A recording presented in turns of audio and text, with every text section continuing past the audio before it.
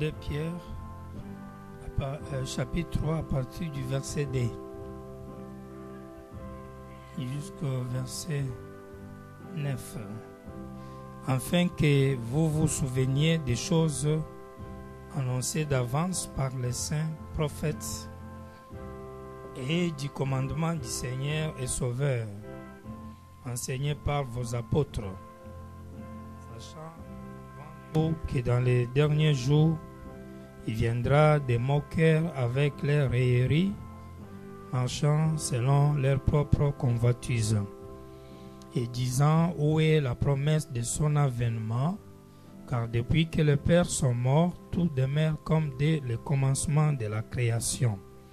Ils veulent ignorer en effet que des cieux existaient autrefois par la parole de Dieu, de même qu'une terre tirée de l'eau est formée au moyen de l'eau, et que par ces choses le monde d'alors périt, submergé par l'eau, tandis que par la même parole, les cieux et la terre, d'à présent, sont gardés et réservés pour le feu, pour le jour du jugement et de la ruine des hommes impies. Mais il est une chose, bien-aimés, que vous ne devez pas ignorer, c'est que devant le Seigneur, un jour est comme 1000 ans. Et 1000 ans sont comme un jour. Le Seigneur ne tarde pas dans l'accomplissement de la promesse comme quelques-uns le croient, mais il hisse de patience envers vous, ne voulant pas qu'aucun périsse, mais voulant que tous arrivent à la repentance. Apocalypse 20, le verset 2.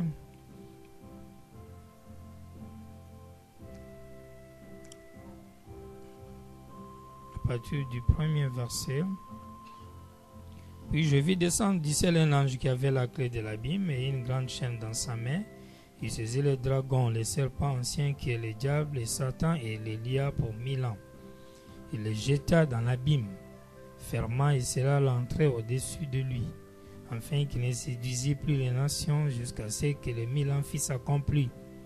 Après cela, il faut qu'il soit délié pour un peu de temps. Et je vis des trônes, et à ceux qui s'y assurent furent donnés le pouvoir de juger. Et je vis les âmes de ceux qui avaient été décapités à cause du témoignage de Jésus et à cause de la parole de Dieu, et de ceux qui n'avaient pas adoré la bête ni son image, et qui n'avaient pas reçu la marque sur leur front et sur leurs mains. Ils revèrent à la vie et ils régnèrent avec Christ pendant 1000 ans. Les autres morts ne revèrent point à la vie jusqu'à ce que les 1000 ans fissent accomplis. C'est la première résurrection. Heureux et saints ceux qui n'ont pas à la première résurrection. La seconde mort n'a point de pouvoir sur eux, mais ils seront sacrificateurs de Dieu et de Christ, et ils régneront avec lui pendant 1000 ans. Quand les 1000 ans seront accomplis, Satan sera relâché de sa prison, et il sortira pour séduire les nations qui sont aux quatre coins de la terre, Gog et Magog, afin de les rassembler pour la guerre. Leur nombre est comme le sable de la mer. Et ils montèrent sur la face de la terre, et ils investirent les camps des saints et la ville bien-aimée, mais un feu descendit du ciel et les dévora. Et les diables qui les séduisaient furent jetés dans les temps de feu et de soufre, où sont la bête et les faux prophètes. Et ils seront tourmentés jour et nuit au siècle des siècles. Dans nos têtes.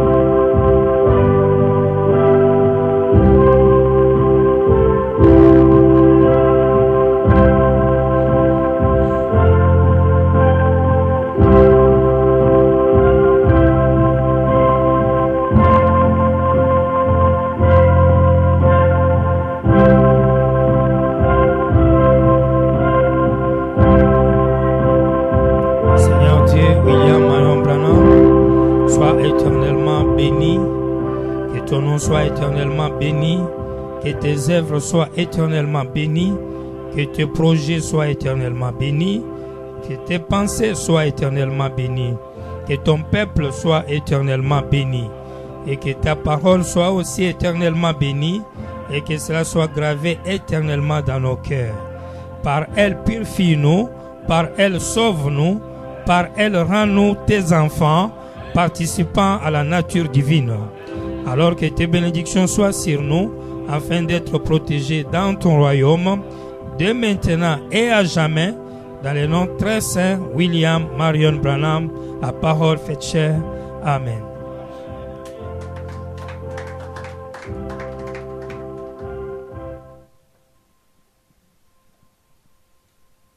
Que le Seigneur vous bénisse. Il y avait les orages qui m'ont un peu effrayé. On dirait qu'il voulait pleuvoir. J'ai commencé à avoir un peu de doutes. Mais je me suis rendu compte que c'était passager. Sœur Constance, ça fait longtemps. C'est peut-être elle. Donc, nous nous excusons parce que nous avons un petit retard. Mais il faut aussi... Parce qu'on est toujours enroué ici. Mais on doit au moins ouvrir un peu toutes les portes, faire 16h30 pour que les gens ne viennent pas trouver l'église fermée. On va multiplier les clés pour rendre certaines choses-là faciles. Donc ce soir, on n'a pas 2 heures, on a au moins 1 heure. 1 heure. Parce qu'on n'a pas beaucoup de temps. On doit continuer le mercredi. Nous sommes dans l'étude du millénium, qui est un sujet grand. Frère, le bébé va bien. Il faut avoir la foi d'Abraham. Plus les jours passent, plus la visite du bébé devient grande. Donc, quand on va plus en retard, on est 2 fois coupable. Et la pénalité sera aussi élevée. Donc, on ne se peut pas pour le bébé. Donc, Dieu est béni pour ceux qui l'ont déjà visité. On va le faire aussi. Donc, on va se poser ce genre de questions. Quand le millénium doit-il commencer?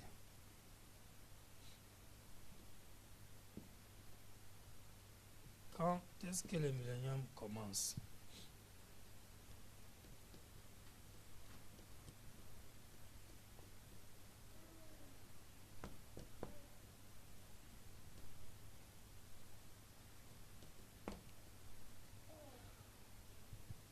Alors, c'est la première question. Et puis, quand est-ce que le millénium prend fin?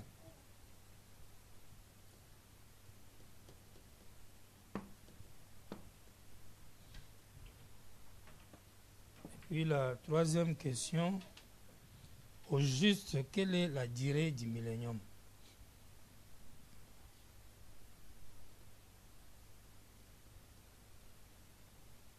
Quelle est cette durée de 1000 ans?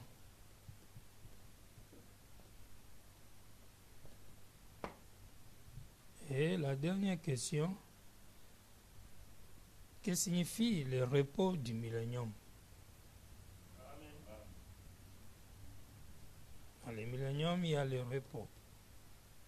Dieu vient régner. Qu'est-ce que ça veut dire?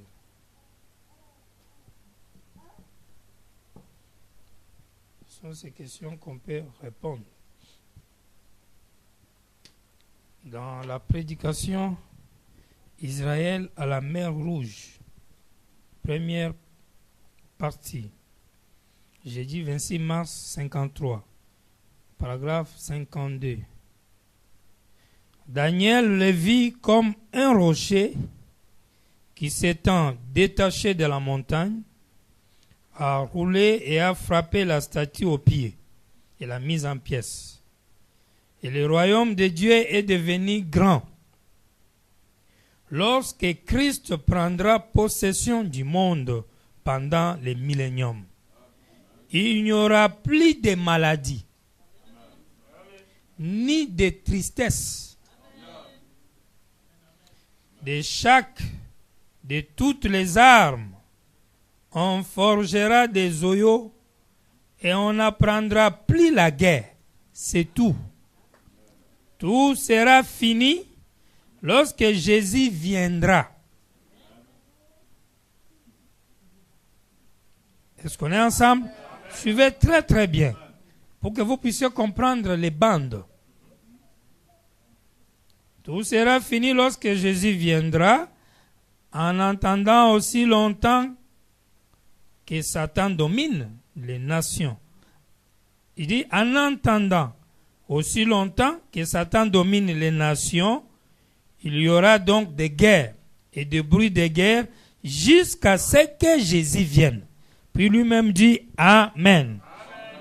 Quand est-ce que le millénium commence? Il y a la réponse dans cette écriture qu'on vient de lire. Quelqu'un a vu ça? Le millénium commence quand, c'est Christelle? Oui. Oui. Très bien, très bien. C'est surtout ça, les grands éléments dedans. Les cessations des maladies et tout ça, c'est les conséquences. Mais qu'est-ce qui doit engendrer, provoquer, marquer le début du millénium? Donc c'est la venue de Christ, la venue de Jésus-Christ. La venue de Jésus-Christ. Ça, c'est ça qui doit marquer le début du millénium. Avant qu'on puisse entrer dans les débats de est-ce que le millénium est là? Est-ce que le millénium n'est pas là? Est-ce que le millénium, s'il est là, pourquoi il y a encore les maladies? Si le millénium est là, pourquoi il y a encore la tristesse? Parce que le millénium doit marquer fin à ça. Cherchons d'abord à savoir les points qui marquent le début du millénium dans la parole. Parce que si vous commencez à avoir les problèmes sur le millénium est là parce que, par exemple, moi je crois que c'est déjà arrivé. Parce que j'ai lu quelque part, Frère Branham dit, c'est déjà arrivé. L'autre dit, non, le millénium n'est pas là parce que quand le millénium commence, il n'y a pas la guerre. Non, ce n'est pas comme ça que vous allez vous en tirer. Le problème n'est pas de commencer à dire, moi je crois que ça y est là parce que, ou moi je crois qu'il n'y en a pas parce que. Mais le problème est de chercher à savoir d'abord, dans la grande pensée de Dieu, dans ses principes immuables, qu'est-ce qui doit marquer le début du millénium? Quels sont les éléments qui, dès que ces éléments sont réunis, on peut alors commencer à parler du début du millénium? Donc, cette première citation, il nous dit qu'il faut que Christ, il dit, tout sera fini lorsque Jésus viendra. Parce que ces choses, quand ça finit, c'est le millénium qui est introduit. Donc Jésus met fin à ces choses pour introduire le millénium. C'est pourquoi comme la guerre doit prendre fin, comme les troubles doivent prendre fin, c'est pourquoi on parle du repos dans le millénium. Parce qu'on vient vous donner le repos par rapport aux troubles, par rapport aux guerres, par rapport aux souffrances. Je crois qu'on est ensemble. Il dit, Satan continue encore à dominer. C'est-à-dire quand le millénium vient, c'est un règne de Dieu qui vient mettre fin au règne du diable. Est-ce qu'on est ensemble?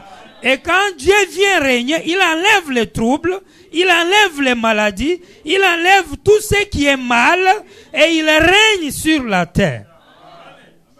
Et là, il y a la paix. Là, il y a shalom.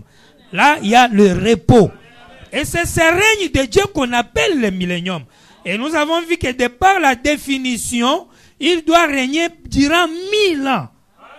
Parce que millénium veut dire 1000 ans. Et c'est pourquoi aujourd'hui on veut réellement savoir qu'elle représente réellement ces 1000 ans, cette durée. Israël et l'Église, Israël en Égypte. Mercredi le 25 mars 53, paragraphe 181. Jésus avait prophétisé aux Juifs ce qu'ils étaient et ce qu'ils avaient fait et ce qui arriverait. Il leur a parlé au sujet du maître de la maison qui envoya son propre fils et comment ses serviteurs les tuèrent et tout comme cela. Et que ferait le Seigneur de la moisson quand il viendra? Trouver ses serviteurs méchants. Maintenant, juste un moment. Vous connaissez cette parabole, n'est-ce pas? Un homme avait son champ de vigne. Il a envoyé des serviteurs, on les a tués. Il a envoyé son propre fils, comme quoi on va les respecter, on l'a tué. Et Jésus dit, qu'est-ce qu'il fera? Il dira, cette fois-ci, je vais aller moi-même. Frère Branham prend cette parabole. Pouvez-vous dire amen? On se suit très bien. Il prend cette parabole. Il dit, Jésus avait prophétisé aux Juifs ce qu'ils étaient, ce qu'ils avaient fait et ce qui arriverait. Il leur a parlé au sujet du maître de la maison qui envoya son propre fils. Et comment ses serviteurs les tuèrent et tout comme cela. Et que ferait le Seigneur de la maison quand il viendra? Trouver ses serviteurs méchants. Il dit maintenant juste un moment. Voici Joseph, un type parfait se tenant là, comme dans les derniers jours. Au retour des Juifs, au temps de la fin, il vient pour le millénium. Quand les Juifs seront à nouveau sauvés. Pouvez-vous dire amen? Pouvez-vous dire vraiment amen? Ça, ce sont les bornes du millénium. Donc, avant de discuter, oh, les champs là, c'est pour moi. Oh, dans les champs, il y a maïs. Non, il n'y a pas maïs, il y a manioc. Oh, il y a cacao. Non. Ne discutez pas d'abord sur la qualité des herbes qui sont dans les champs. Cherchez à déterminer d'abord les bornes du champ. Déterminer les bornes, déterminer les kilomètres carrés ou les hectares, puis débuter maintenant les sculptages du champ. Est-ce qu'on est ensemble, mes frères? Amen. Là, il y a un élément très important. Jésus dit, quelqu'un a un champ. Il envoie des travailleurs. On les a tués. Et les Juifs comprirent, ça, ce sont des prophètes. Ancien Testament. Il a envoyé son propre fils, estimant qu'on va le respecter. Mais ils l'ont tué. Les Juifs disent, ça, il parle de lui-même, Jésus, là. Et là, qu'est-ce que le Père va faire? Il va dire, cette fois-ci, je vais aller moi-même. Et ça, c'est l'Ancien Testament. Parce que quand il envoie des serviteurs, c'est l'Ancien Testament. Premier Exode.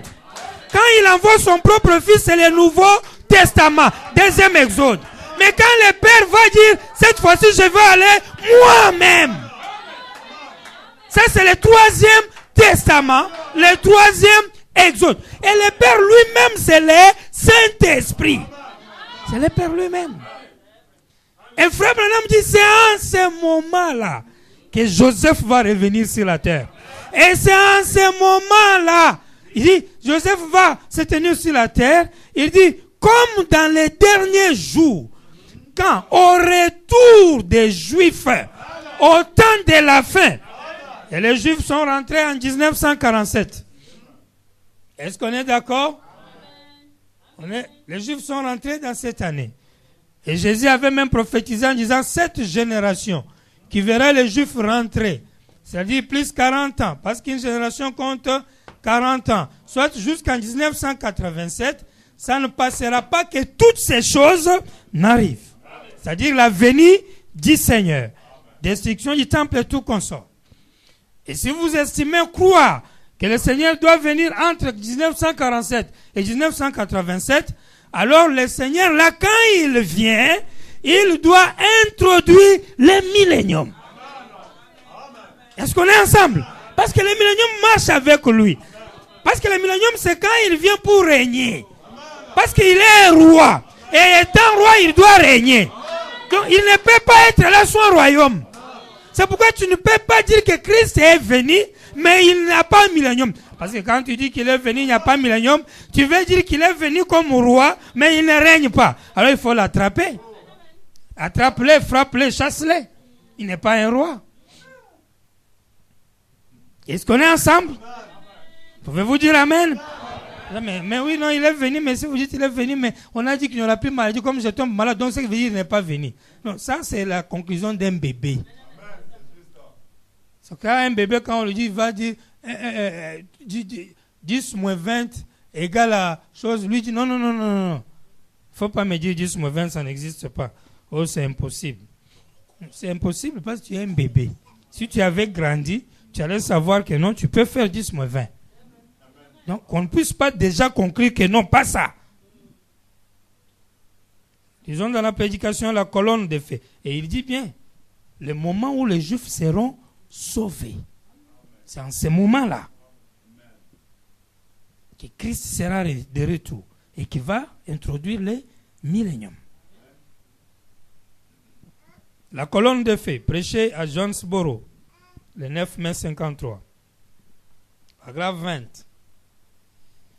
Il dit, eh bien, quand il a fait sortir les enfants d'Israël du désert, qu'il les a fait entrer dans le désert, il les a conduits par une colonne de feu. Est-ce vrai? C'est ce que la Bible dit qu'il avait fait. Et il marchait devant eux. Ça, c'était l'onction, le Saint-Esprit, le Christ qui marchait devant les enfants d'Israël. C'est lui ça. Eh bien, s'il est le même qu'il était alors, il est le même homme, la même personne. Il est tout ce qu'il était alors. Il l'est aujourd'hui. Et de même qu'il conduisit alors l'église dans le naturel, il conduit l'église aujourd'hui dans le spirituel. Est-ce vrai?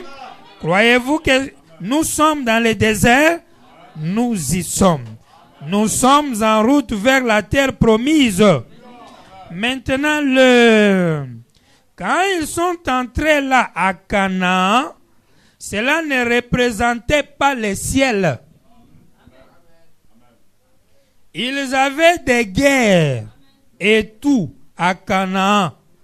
Cela représentait le millénium. Voyez, c'est donc là que nous nous dirigeons. Nous sommes maintenant en route vers le millénium. Je le crois. Et je crois que le même Jésus-Christ qui a conduit jadis là dans le passé, conduit aujourd'hui, il est sous une forme spirituelle. Je suis venu de Dieu et je vais à Dieu. Encore un peu de temps et le monde ne me verra plus, mais vous me verrez, car je serai avec vous et même en vous jusqu'à la fin du monde. Est-ce vrai? Jésus-Christ est le même hier, aujourd'hui et éternellement. Eh bien, s'il est donc, alors il se manifeste et se fait connaître. Est-ce qu'on est ensemble?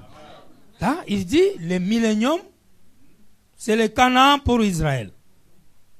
Israël avait 4 étapes dans sa marche. Ils sont sortis de l'Égypte, ça c'est 1. Ils ont traversé la mer Rouge, le baptême, c'est 2. Ils sont dans le désert, c'est 3.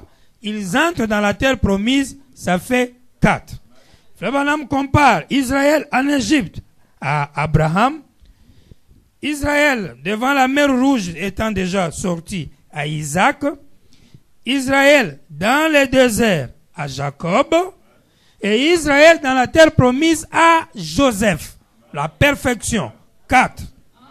Est-ce que ça marche? Parce que la perfection ne marche pas seulement avec 3. Mais la perfection, c'est 4 aussi. Perfection totale et complète. La rédemption. Est-ce que ça marche? Maintenant, il dit, quand Israël est entré dans le Canaan, qui était la terre promise, ça, ce n'est pas le ciel. Non. Ça, c'est le millénium. Pourquoi? Il donne comme raison, il y a les guerres en Canaan. Et c'est ce qu'on a dit le mercredi, que Israël se bat contre les étrangers pour marcher afin d'arriver au pays. Il a les obstacles. Il se bat en plein voyage. Il a la guerre. Et ils se disent entre eux que supportons cette guerre et ce combat parce que quand nous allons arriver dans le pays, nous allons nous reposer. Mais bizarrement, ils franchissent les pas. Ils entrent dans leur propre terre promise. Bizarrement, ils trouvent qu'il y a des gens qui habitent ces pays-là. On les appelle les occupants. Est-ce que ça marche? Les premiers occupants. Ils n'ont jamais été les premiers occupants de cette terre promise. C'est la raison pour laquelle leurs guerres ne finissent jamais, jusqu'à aujourd'hui. Vous voyez, les gens là peuvent dire non, c'est notre terre parce que nous étions les premiers occupants. Mais Israël lui dit non, c'est notre terre parce que Dieu a dit, je vous donne. Et puis nous on demande à Dieu, mais pourquoi toi tu vas donner à ton peuple une terre qui appartient à quelqu'un? Et puis il commence à faire la guerre avec lui. Pourquoi tu n'as pas choisi une grande espace comme la Russie, un territoire vide, et puis tu leur as donné? Tu pouvais même faire descendre un morceau de planète dans le ciel et planter ça en plein océan Indien ou Atlantique, en faire une terre, une grande île pour Israël. Mais tu es capable de le faire. Alléluia! Mais il n'a pas fait ça. Mais il leur dit, je vous donne ça. Mais là où il dit, je vous donne, là, appartient à quelqu'un. Et dès qu'ils entrent là-bas, quand les papas, les vieux papas se couchent, ah, enfin. Il lève les yeux comme ça. Il voit quelqu'un là-bas, les yeux rouges avec une épée. En train de faire comme ça. C'est qui? Ah, on ne sait pas. Il n'est même pas juif. C'est un étranger. Mais il fait quoi là? Et lui ouvre la bouche et dit, quittez mon pays, c'est mon pays. Ah! Depuis l'Égypte, 40 ans du voyage. Nos pères sont morts. Dieu a détruit les gens pour nous amener ici. On pense qu'on a entré dans le repos. Le voyage est terminé. Toi, tu te tiens là, tu dis c'est ton pays. Et tu as l'épée à main pour la guerre encore. Donc, tu veux qu'on commence encore la guerre.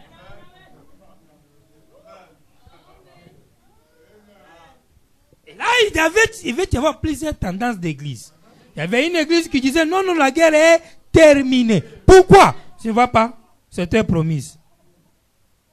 Une autre église dit non, la guerre n'est pas terminée. Pourquoi? Regarde, l'ennemi est là. Il y en a qui avait raison, qui avait tort. La guerre est terminée parce que je suis entré dans le pays. D'accord. Mais est-ce que tu as vérifié tout autour de toi, il n'y a pas un intrus? Oui, il y a un intrus. S'il y a un intrus à côté de toi, ne le laisse pas là, il va te tuer. Non, alors je continue la guerre. Oh oui. Mais comme j'ai continué la guerre, ça veut dire que je ne suis pas encore dans le pays. Est-ce que tu as raison? Et celui qui dit, comme il y a encore la guerre, il n'y a pas pays. Il a tort. Comme je suis dans la guerre, il n'y a plus guerre. Il a tort. Et celui qui dit, je suis dans le pays, mais je vais me battre, lui a raison. Pourquoi? Parce que lui vit dans la réalité. Il a la terre, mais il combat l'ennemi, parce que l'ennemi est là. Est-ce que ça marche, mes frères? C'est là où nous avons dit qu'il y a eu la guerre pour gagner les pays, en allant vers les pays, et la guerre dans les pays, combattant les anciens occupants du territoire. Si ça, ce n'est pas maîtrisé, on se disloque en morceaux. Parce qu'on va dire non. Nous, on ne veut même plus qu'on parle encore de la guerre. Les autres disent non. D'ailleurs, on est en paix. On doit être déjà dans le repos. Alors, lisons d'abord Frère Branham. Lui dit quoi dans tout ça? Dans la prédication, Élie prêchait à Louisville, dimanche le 18 octobre 53, paragraphe 9. Maintenant, je vais faire cette déclaration qui paraît très amère. Pour commencer, je vais faire cette déclaration très amère. Et je voulais cela parce que c'est la vérité. Chaque royaume de ce monde est dirigé par Satan. C'est ce que dit la Bible. Satan est le prince de la puissance de l'air. Et chaque nation est sous sa domination. Les Écritures les déclarent. Satan l'a dit à Jésus. Il a dit, le monde entier, tout ce royaume m'appartient. Et j'en ferai ce que je vais. Et il a dit, je te donnerai si tu te prosternes et m'adores. Jésus a dit, arrière de moi, Satan. Car il est écrit que tu adoreras le Seigneur et tu le serviras lui seul. Ainsi, vous voyez, ils appartiennent tous à Satan. Jésus n'a pas contesté ses paroles à ce sujet. Mais Christ savait qu'il hériterait toutes ces nations un jour. Et là, dans le livre de l'Apocalypse, quand Jean le révélateur a vu que Christ était héritier de cela, il a dit, réjouissez-vous, cieux, et vous, la terre, car les royaumes de ce monde sont devenus les royaumes de notre Seigneur et de son Christ. Il dominera et régnera pendant 1000 ans sur la terre. Maintenant, nous attendons ces glorieux jours des milléniums. Ah, c'est dans le futur, hein? Ces glorieux jours des milléniums, c'est temps où tous les ennuis, les sécheresses et tout seront terminés. Les ennuis vont terminer. La citation que je viens de lire, elle dit, millénium c'est Canaan. Dans Canaan, il y a la guerre. Ici, les ennuis sont terminés. Frère m'a dit. Est-ce qu'on écoute les bandes, n'est-ce pas? Lisons encore. La résurrection de Lazare, prêchée à Evansville, dimanche le 22 novembre 1953, paragraphe 11. Vous savez, parfois je pense que... Je me demande comment le Seigneur nous trouve des fois, lorsqu'il fait beaucoup de choses pour nous. Et cependant, nous restons simplement comme si nous étions inconscients. N'est-ce pas? Ne sommes-nous pas tous coupables? Je le suis. Nous restons simplement là et nous disons, eh bien Seigneur, je souhaite que tu fasses quelque chose pour moi. Alors qu'il a déjà tout fait pour toi. Il ne peut rien faire de plus pour nous que ce qu'il a déjà fait. Il nous a déjà guéris. Pouvez-vous dire Amen? C'est-à-dire, un enfant de Dieu ne peut pas se poser une question sur la guérison. Le jour où Dieu a frappé Jésus à la croix, il t'avait déjà guéri depuis ce jour-là. Donc, il te suffit de reconnaître ça et de rappeler Dieu et de dire aux démons qu'ils sortent parce que j'ai déjà été guéri. C'est fini. Avec foi et ça marche. Ça, est-ce qu'on est ensemble? Il vous a déjà guéri. Donc, c'est vous-même qui vous complaisez avec la maladie. Mais vous pouvez refuser ça comme vous voulez. Il nous a déjà sauvés. Est-ce qu'on est ensemble? Il nous a déjà donné la joie. Il nous donne de sa paix. Il est notre kiras, notre bouclier, notre... tout ce que nous avons est en lui. Et il a déjà payé le prix de la rédemption pour nous racheter. Il a déjà payé tous les prix pour vous. C'est pourquoi, Frère Branham te dit, il n'a plus rien à ce que tu lui demandes. Il a tout fait, déjà. C'est à toi d'en prendre conscience. Il dit, nous ramener comme fils et filles de Dieu. Il ne reste encore qu'une seule chose au monde à faire, qu'il n'a pas encore fait. C'est quoi? Il dit, c'est la mort physique. Nous devons tous mourir. Dites Amen. Si quelqu'un vient prêcher en disant on ne meurt pas, c'est un menteur. Et là, c'est là où on devient ennemi de Dieu. Et Dieu dit tous on doit mourir. Toi tu dis non. Non, Paul a dit tous on ne meurt pas. Quand il dit tous on doit mourir, il a oublié que Paul disait que tous on ne meurt pas. Entre Paul et lui, qui connaît bien la Bible, qui connaît bien les Écritures. Parce que quand Paul dit tous on ne peut pas mourir là, il faut lui demander la révélation, l'interprétation de tous on ne peut pas mourir là. Paul va et lui va te dire tous on ne peut pas mourir veut dire il y a un Élie vivant qui marque la venue du Seigneur et qui va le vivant dans l'enlèvement. Un représentant les vivants. Et tous nous ne mourrons point à l'avènement du Seigneur là. C'est lui qui a accompli ça. Ce n'est pas toi aujourd'hui en 2018, oh tous on ne va pas mourir, tu te mets dedans. Ça c'est lui qui a déjà accompli ça là-bas. Comme lui a déjà accompli ça, tous, chacun de nous doit mourir. Dites Amen. Et puis quand on dit ça, on nous dit non, vous prêchez la mort. Ce n'est pas nous qui prêchons la mort, c'est Dieu qui a dit, tu as été tiré de la terre, tu retourneras à la terre. Est-ce que c'est moi qui a dit ça? Il dit c'est la mort physique, nous devons tous mourir. En effet, c'est l'unique voie pour Dieu de nous ramener à la maison. C'est la seule voie par laquelle nous pouvons voyager. La mort pour retourner à la maison. Tout est donc sous ses pieds. Tout sauf la mort. Sauf la mort. Et la mort a déjà été, la peine de mort avait été ôtée à la croix. La peine est ôtée. Mais maintenant, nous entrons droit dans sa présence. Tu ne meurs pas par punition, tu meurs pour aller à Dieu. Avant, tu mourais pour aller t'asseoir là-bas, comme en prison, en attente. C'est pourquoi on appelait ça la peine. C'est pourquoi tous ceux qui mouraient avant Jésus, ils allaient dans leur attente. Là. Les injustes, tourment. Les justes, repos. Repose-toi en paix, repose-toi en paix, rip. Et les autres ont transformé ça en retour interdit au pays. Alors qu'ils reposent en paix, quelque chose comme ça. Mais vous allez remarquer qu'aujourd'hui, moi, j'ai du mal à dire à quelqu'un, va te reposer en paix. Il se repose où? Parce qu'aujourd'hui, quand tu vas, tu dois aller directement dans la présence de Dieu. Dans quel repos tu vas aller en repos pour attendre quoi? Il dit, je les crois. Il dit, pour vivre 1000 ans sur terre. Il dit, la peine de mort avait été ôtée. Et maintenant, nous entrons droit dans sa présence. Puis un jour, nous retournerons immortels pour vivre 1000 ans sur terre avec Jésus-Christ. Et puis il dit, Amen. Dites Amen. Le millénium, vous serez immortels.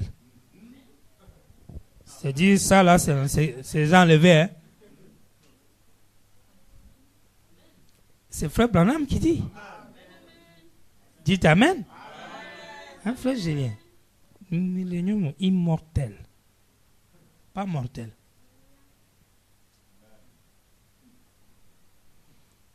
Il dit, je le crois. Je suis absolument un millénariste. Je crois à un millénium.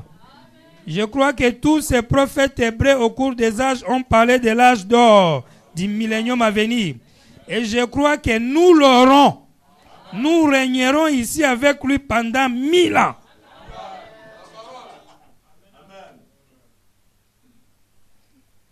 L'Église aura raison de lire comme ça et dire, voyez, on entend le millénium.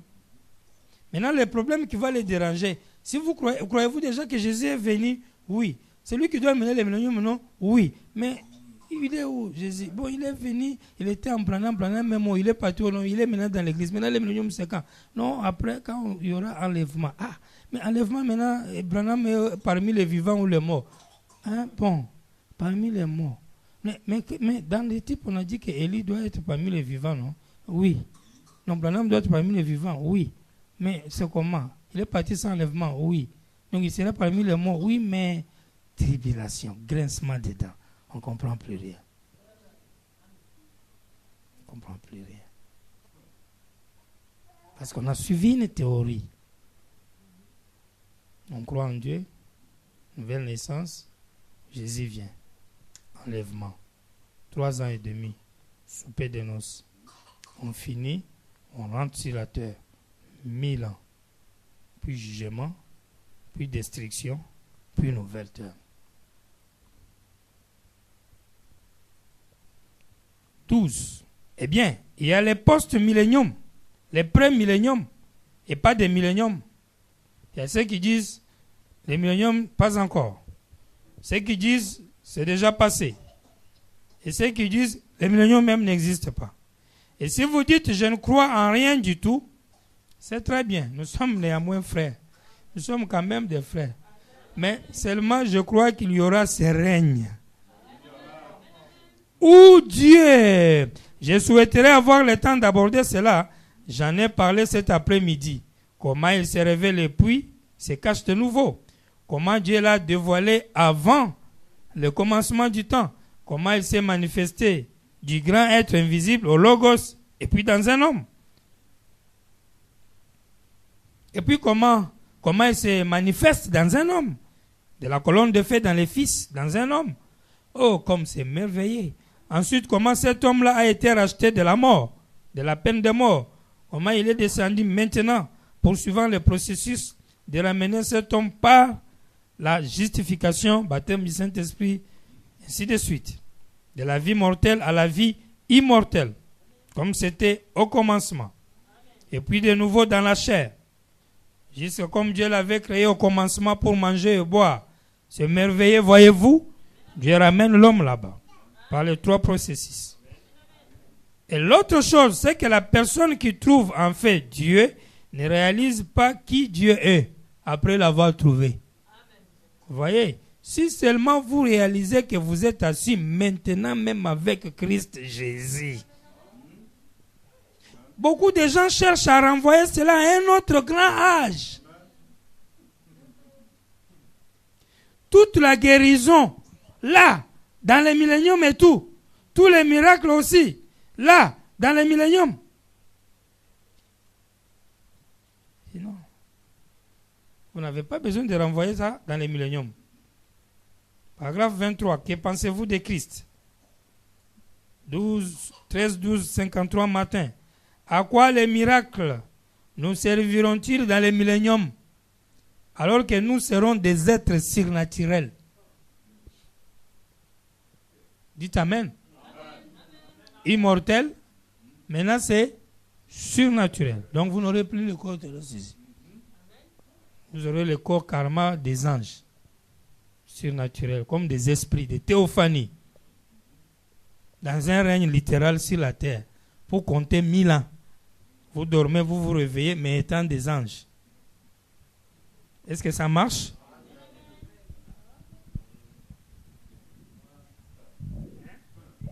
Mais dites Amen, non? On écoute les bandes. Et personne ne doit prêcher. On les prend brut comme on lit là. Voilà, vous allez me dire ce que vous allez retenir. Comment allons-nous avoir besoin de ces choses? Eh bien, la Bible dit, nous sommes maintenant les fils de Dieu. Pas maintenant, c'est maintenant au temps présent. Nous sommes maintenant les fils. Pas que nous les serons. Nous le sommes maintenant. Nous le sommes ce matin. Nous le sommes en cette heure même. Nous sommes maintenant les fils de Dieu assis ensemble. Assis ensemble dans les lieux célestes en Christ Jésus. Maintenant. Questions et réponses. Du 3 janvier 54 matin, 103. Seuls les élus entrent en ce moment-là. Seuls les élus iront dans les milléniums. Oh frère, quelle sorte de gens devrions-nous donc être? Je vais vivre dans les milléniums. Rejetons tout fardeau et les péchés qui nous enveloppent si facilement. Si une personne dit quelque chose de faux ou fait quelque chose de ce genre, priez pour elle et continuez votre chemin. Que votre choix soit porté seulement sur Dieu. Si personne ne le fait, vous faites-le. Car il y aura des élus qui vivront dans les milléniums et qui passeront 1000 ans avec Christ. Si l'autre ne sert pas Dieu, toi sers-le. Est-ce que ça marche? Dans la marche, quelqu'un fait un prix pour lui. Avancez. N'arrêtez pas. Il dit, faites-le car il y aura des élus qui vivront dans les milléniums et qui passeront 1000 ans avec Christ. Ils monteront ensuite dans la gloire avec lui et reviendront quand la résurrection des méchants aura lieu. Alors le millénium commencera. Quand le millénium sera terminé, alors Christ montera avec l'Église. Et à la fin des 1000 ans, il retournera avec l'Église. Il va d'abord dans l'enlèvement. Il rentre dans le millénium. Le millénium fini, il retourne encore au ciel. Il y a jugement. Le jugement fini, on nettoie la terre, il revient encore sur la terre. Dites Amen. On ne joue pas. C'est le Seigneur qui parle. Et c'est noir sur blanc.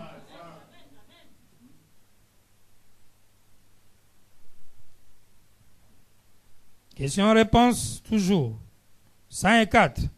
Christ vient 3 fois. La première fois, il est venu racheter son église. Est-ce juste? La deuxième fois, il vient pour prendre son église. La troisième fois, il vient avec son église. Voyez-vous, il est venu pour la racheter. C'est à la croix ça. Il vient pour l'enlever et pour l'amener pendant le temps de plaie, ainsi de suite.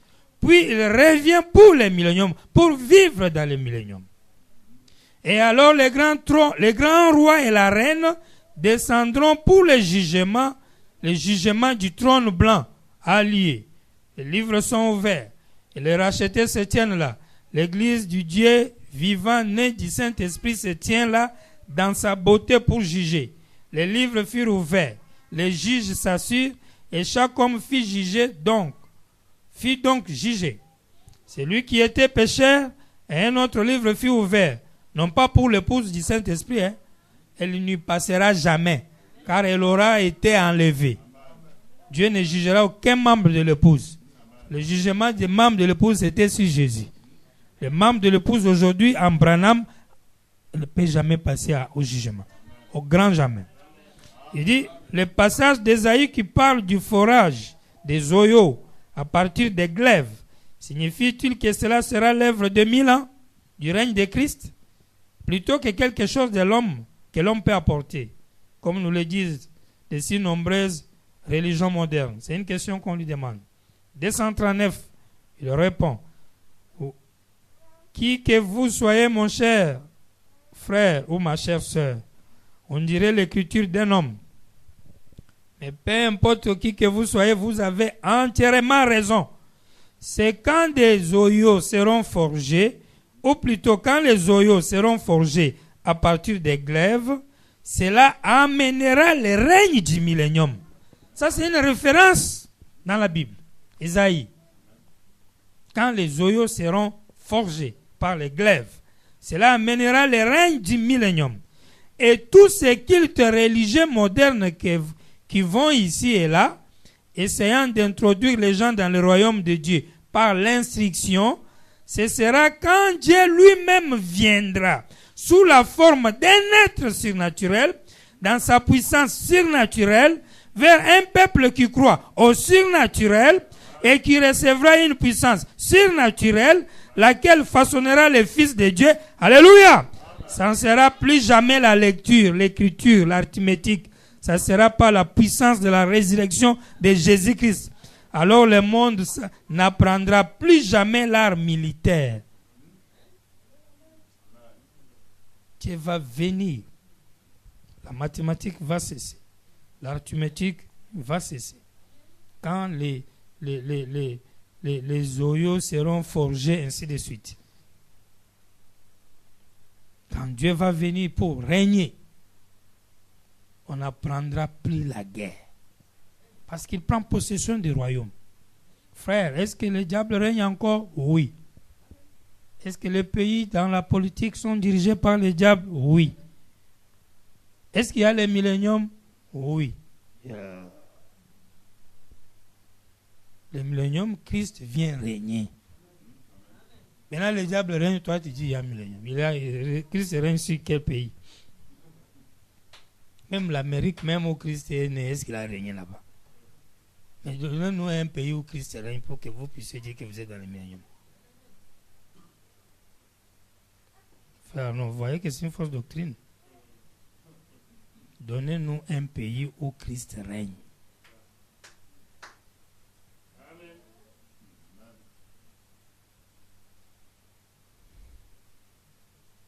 Christ règne où? Au Congo. Ici en Côte d'Ivoire. En Amérique. Christ ne règne pas. Il règne quel pays? Donc tous les pays sont sous l'emprise du diable. Vrai ou faux? Maintenant il règne où? Parce que le jour où le diable lui a dit adore-moi, lui a refusé, il a dit je vais moi régner dans le millénium. Vous dites le millénium est là. Moi, ils vont encore au millénium. Il n'y a aucun pays où Christ règne. Il y a un problème. Ou bien, frère Gilles? C'est la logique, non? Là, il y a un problème. Vous êtes devant quelqu'un bien assis, il vous attaque. Tu dis quoi? Il y a un millénium. Tu sais ce que le millénium veut dire? C'est Christ qui règne sur la terre. Dans quel pays règne-t-il?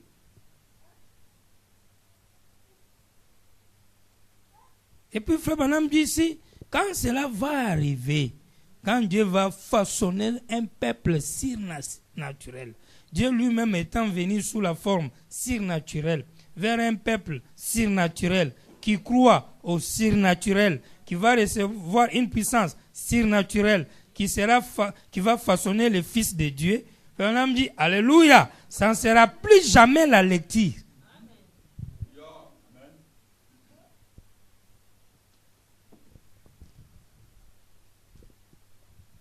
Vous lisez encore le brochure? Ça ne sera plus jamais lecture.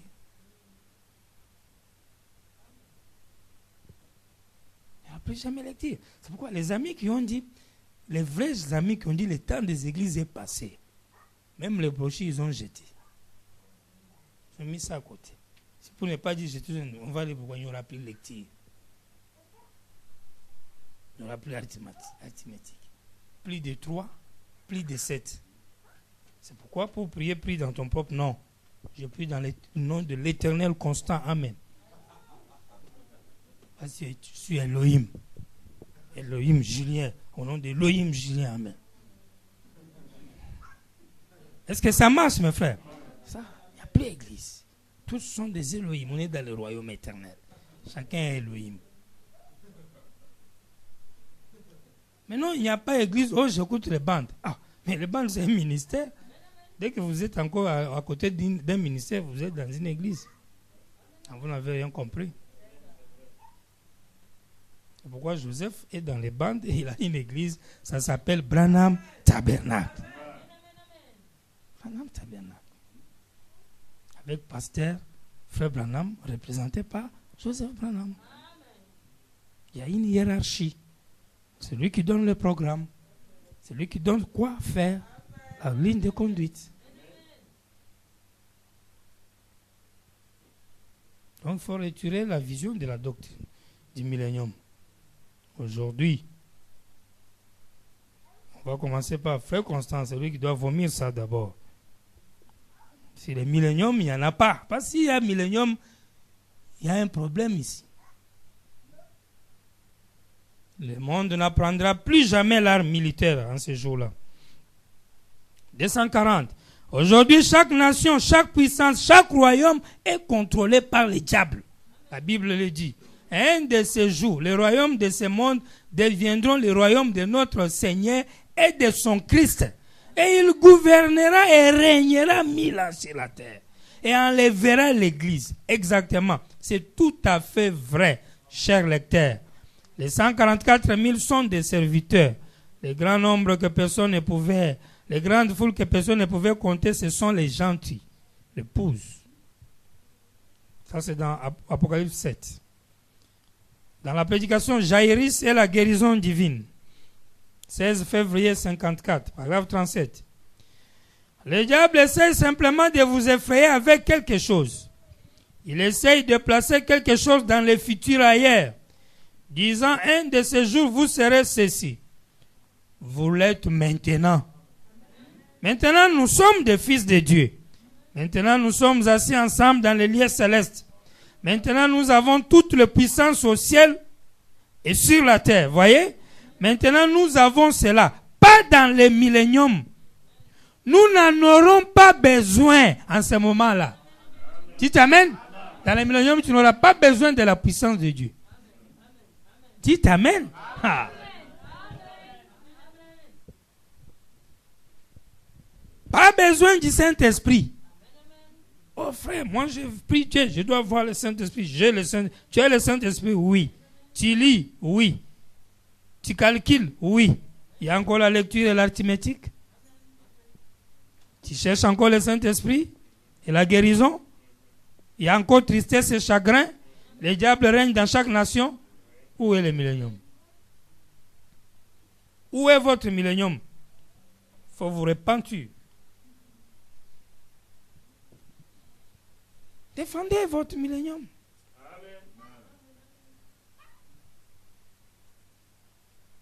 Nous n'aurons jamais besoin à ce moment-là. Nous avons cela maintenant. Nous sommes, maintenant même, nous sommes des fils de Dieu. Ce que nous serons n'a pas encore été manifesté. Mais nous savons que nous serons semblables à lui. Marc de la Bête. Péché le 13 mai 54. 34 paragraphes. De même que Dieu a travaillé pendant 6000 ans. Nous savons que 1000 ans, un jour au ciel représente 1000 ans sur terre. Pierre, des pierres, voyez? Bon. Et Dieu a battu le monde dans 6000 ans. Et il y a maintenant 6000 ans que l'Église lutte contre le péché. Il y a 6000 ans que l'Église lutte contre le péché.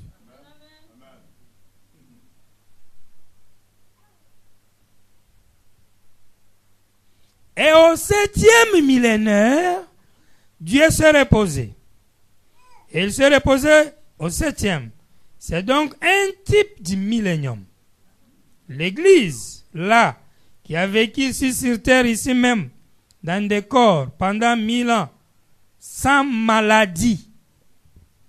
L'Église va vivre ici sur la terre pendant 1000 ans, sans maladie.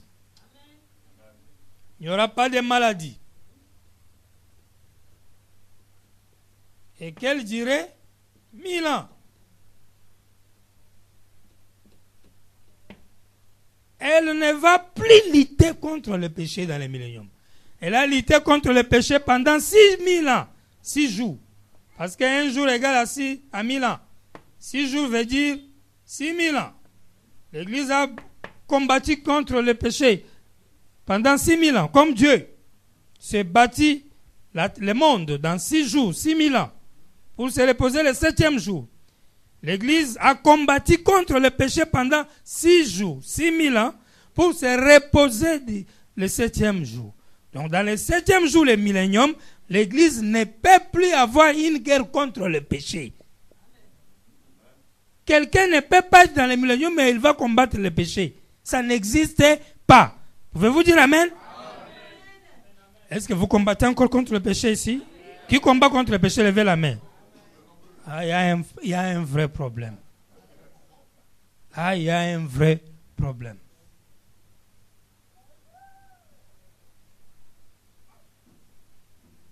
Il dit, dans des corps pendant 1000 ans, sans maladie, sans tristesse. Pas de tristesse. Est-ce qu'il y a encore tristesse? Beaucoup même. C'est vrai. Ni problème. Est-ce qu'il y a encore des problèmes? Beaucoup de problèmes. Assez de problèmes. Et le millénium est où maintenant? Où est le repos que vous avez? Sans la mort. Millénium, il n'y a pas la mort. Est-ce que il y a des morts? Il n'y a pas de cimetière. Stéphane même est mort, non? Est-ce qu'on est dans le millénium? Vous voyez qu'il faut revoir, non? Qui continue à croire encore dans le millénium ici? Alors vous êtes têtu ou bien? Ah, mais c'est grave. Mais frère, si tu crois aussi, tu continues à croire? Ouais. La Bible dit, on dit, il dit, ni problème, il dit, ce grand âge d'or arrive maintenant. Oh, j'aime ces cantiques. La terre soupire et crie pour que viennent ces beaux jours de délivrance. Quand Jésus reviendra sur cette terre. J'aime ça. Péché, tristesse, douleur et mort de ce monde de ténèbres ne seront plus.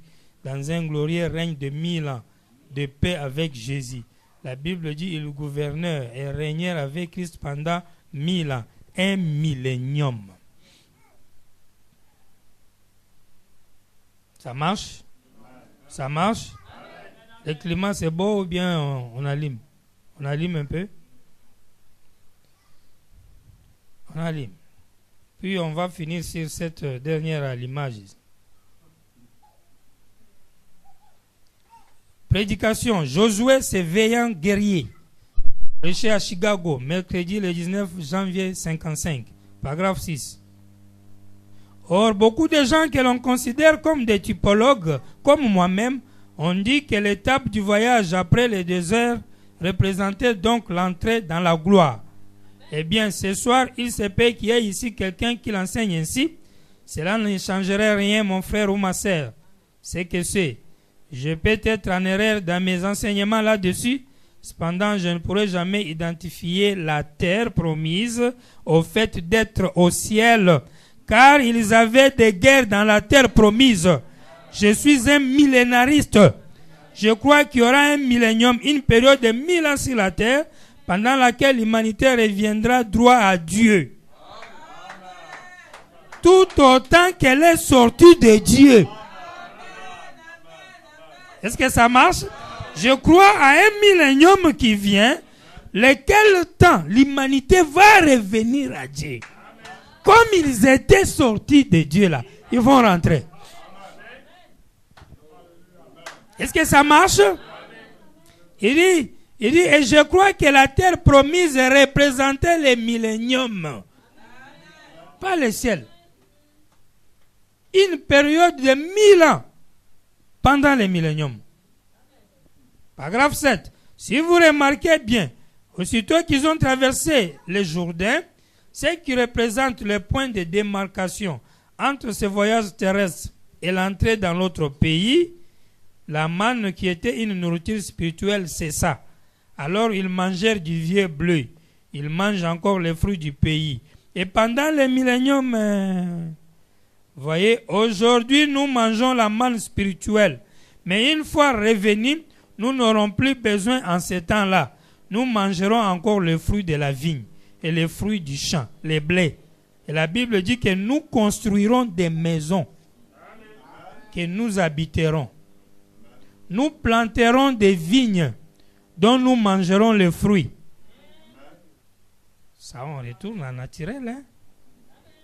Là, on devient un homme naturel. On mange, on construit même des maisons. Alors que l'homme surnaturel n'habite pas dans ce qui est fait des mains d'hommes.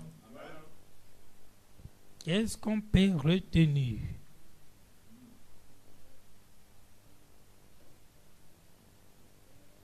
Il continue.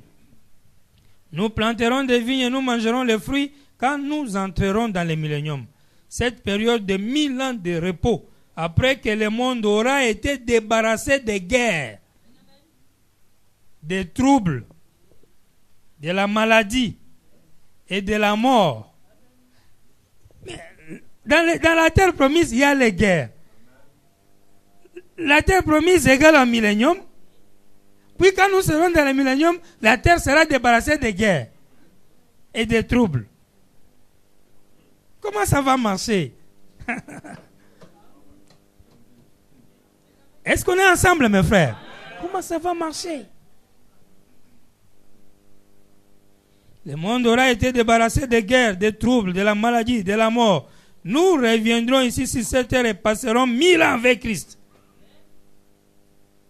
Et si le monde est débarrassé des guerres, des troubles et tout ça, donc le diable est carrément éliminé. Il dit avant d'aller dans la gloire, c'est ce qu'enseignent les Écritures. Les gens disent, je croirai dans la guérison divine dans le millénium. Eh bien, à quoi vous servira la guérison divine quand vous serez immortel? Il n'y a même pas de guérison divine dans le millénium, tu seras immortel. C'est aujourd'hui le jour où il n'y aura pas une autre occasion. Voici le jour du salut. Amenons les gens à Christ.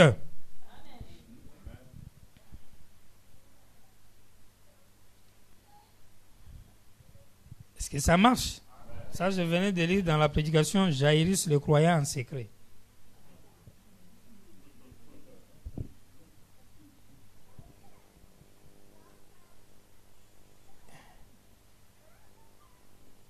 Prêché à Macon, samedi le 4 juin 55. Le croyant en secret. Maintenant, dans la prédication, les eaux de séparation. Il dit, à propos, le voyage de l'Église de l'Égypte vers la Palestine, c'est un type de l'Église dans son pèlerinage aujourd'hui. Ils étaient conduits naturellement, nous sommes conduits spirituellement. Je sais que beaucoup d'enseignants d'école disent que la terre promise représentait le ciel, mais je pense que cela représente le millénium. En effet, il y avait encore des guerres et des troubles dans la terre promise. Pouvez-vous dire amen?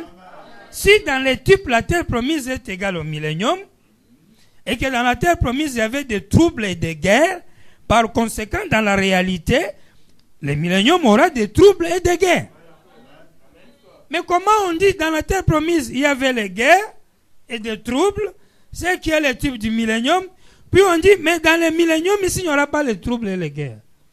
C'est ce qui veut dire, il y a quelque chose qui est caché. Et pourquoi on ne le dit pas carrément? Pourquoi on ne le dit pas carrément? C'est pourquoi les gens ne doivent pas apprendre à Dieu comment faire les choses. Et que les gens ne donnent pas à Dieu l'intelligence. C'est être vraiment des gens les plus impolis que le monde n'ait jamais connus. Vous voyez mes chers frères? Dieu connaissant toutes ces vérités, il ne veut pas les dire clairement aux gens. Il fait la même chose que je parle en parabole. Il parle en parabole pour qu'après il vienne leur dire, comme moi maintenant je ne peux pas vous parler clairement, mais il y a... Parce que vous n'allez même pas comprendre clairement ce que je vais vous dire maintenant. Par conséquent, je dois vous parler comme je parle là. Et c'est ça qu'on appelle jeu de puzzle. On met les choses totalement en désordre. On dit la terre promise représente le millénium.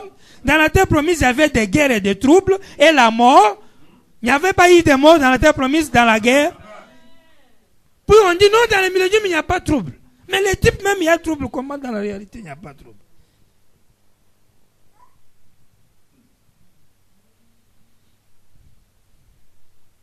Et pourquoi il fait ça? Dieu dévoilé 22. Nous disons des choses de telle sorte que les gens s'arrêtent et réfléchissent. Et que les autres s'en aillent. Et nous les faisons expressément. Et il pose la question, vous dites, frère Branham, Dieu peut-il faire une chose pareille? Oui, certainement qu'il le fait. Il l'a déjà fait et il le fait encore.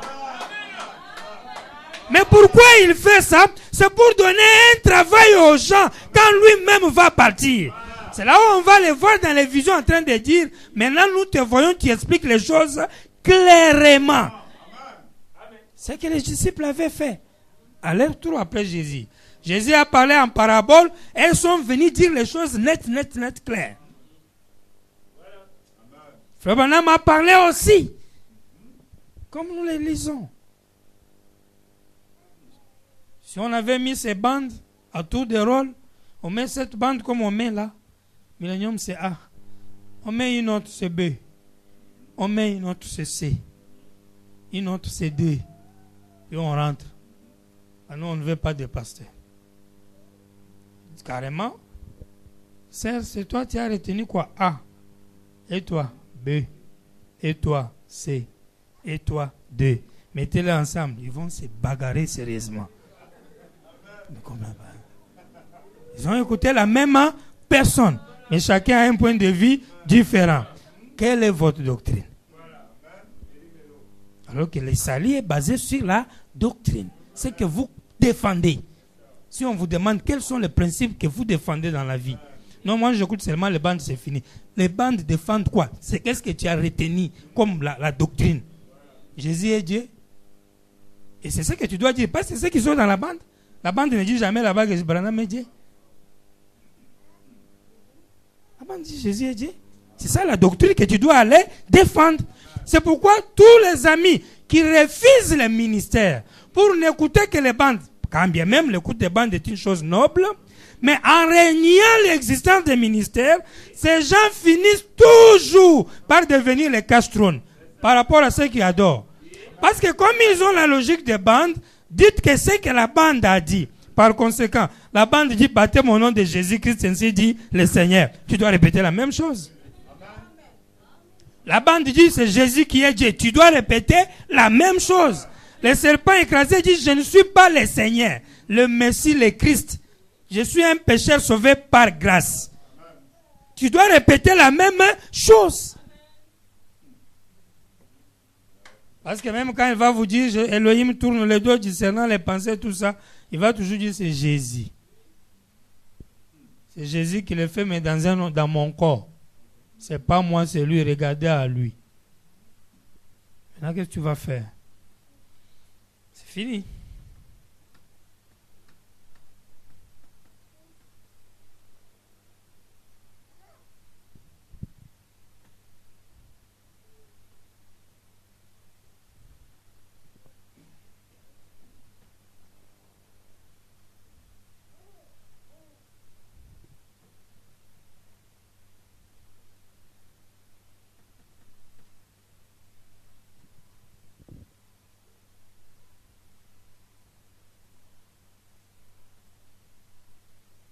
On va lire encore quelque chose ici avant de terminer.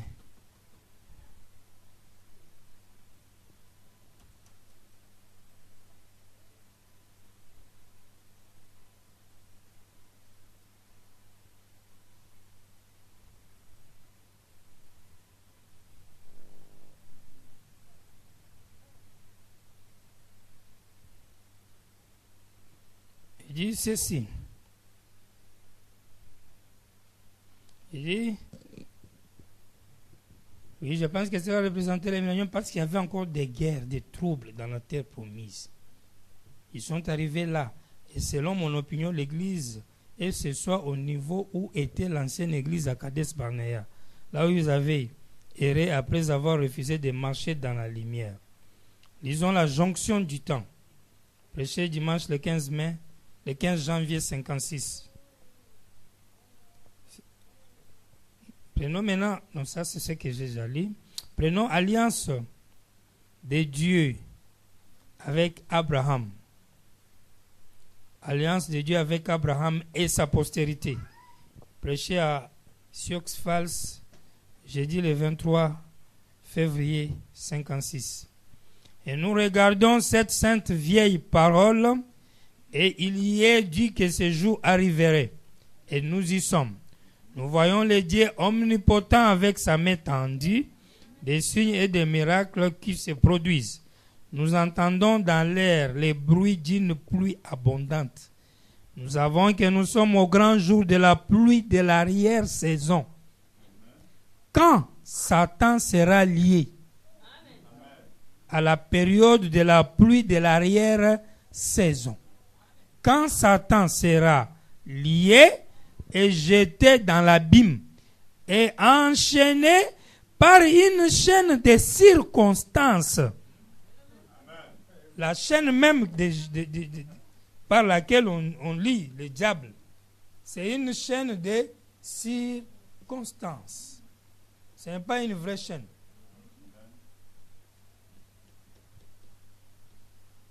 Ce sont les circonstances qui vont faire les liens là. Parce que les enfants de Dieu, ils n'auront pas droit sur eux. Ils sont délivrés du péché. Amen. Dans leur cœur, il n'y a pas le péché. Les rois habitent leur cœur. Parce qu'ils sont la terre. Et ils sont le pays de Dieu. Dans lequel Dieu est en train de régner. Et le Satan est chassé dehors. Maintenant, les païens, on ne peut pas dire qu'il règne sur les païens. Et les païens sont déjà un. Donc, c'est comme s'il n'y a pas match là-bas. On ne compte même pas ça. C'est pourquoi Frère Branham dit, on ne dit pas que le pécheur a péché. Parce que lui-même est le péché. C'est le croyant qui pêche qui commet les erreurs. Est-ce qu'on est ensemble? Mais c'est là où la différence entre les péchés et les erreurs est très très importante. Parce que si vous ne savez pas faire la différence, comment pourra-t-il comprendre que dans les milléniums, il n'y a plus les péchés? Quand Paul dit, qui peut nous condamner encore, les élus de Dieu? Ou qui peut nous convaincre du péché? Même quand Jésus disait ça, Frère Branham dit, il ne voulait pas dire que j'ai une bonne morale. Mais il voulait dire, qui peut me montrer une seule écriture que Dieu a dit, que je n'ai pas écrit, ou que je n'ai pas accompli, mais que je devais accomplir? Quand dans le millénium, il n'y a pas le péché, c'est-à-dire quoi?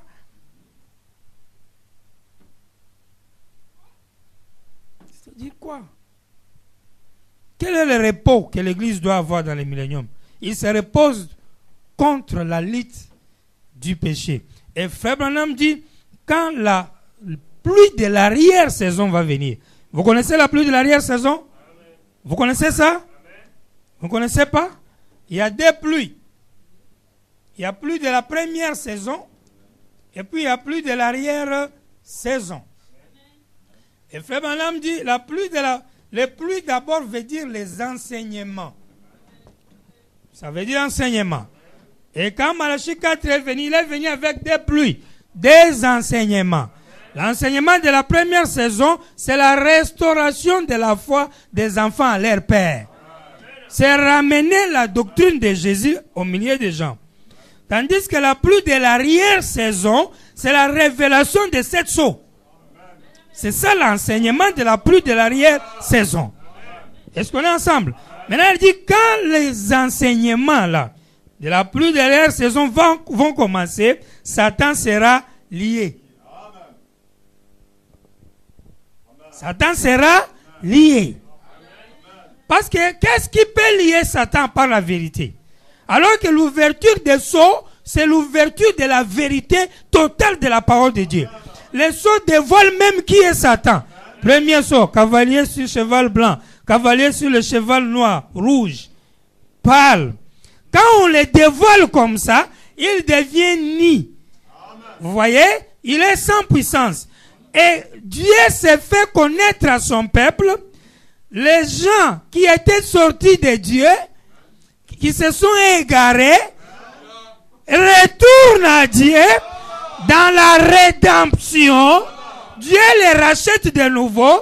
Ce qui veut dire, Dieu, ils entrent dans la communion comme ils en avaient dans le jardin d'Éden. Parce que le millénium du jardin d'Éden, Dieu régnait dans Adam, dans l'homme. Amen. Amen. Et il n'y avait pas le péché. L'homme vit dans la connexion avec Dieu. Et depuis qu'il a péché dans Genèse 3, l'homme a commencé à lutter, à travailler pour son salut, recherchant le salut. Au point que Pierre pouvait dire, le salut est un sujet d'investigation.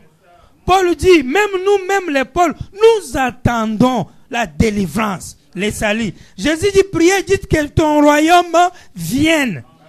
Levez vos têtes car votre rédemption approche.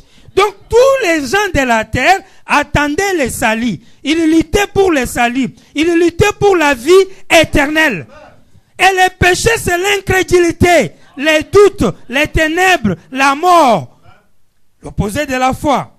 Tandis que le salut, c'est croire en Dieu, le recevoir, avoir sa vie en vous. Et l'homme luttait pour retrouver la vie éternelle. Est-ce qu'on est ensemble?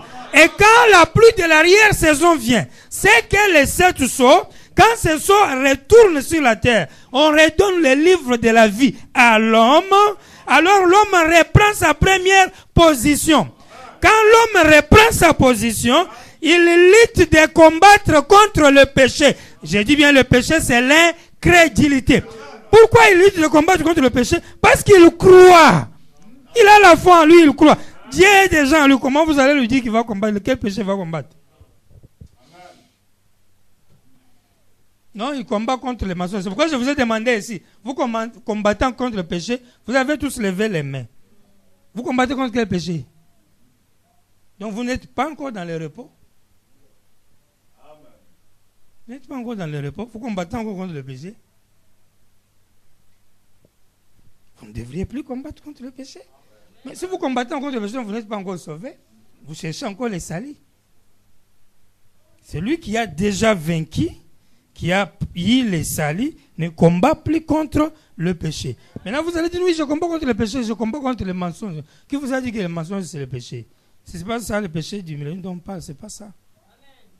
Je combats le convoitise, l'adultère, les vols, ou l'escroquerie, les injures. Ça, ce sont des petites choses éphémères du diable. Ce n'est pas le péché dont on est en train de parler ici.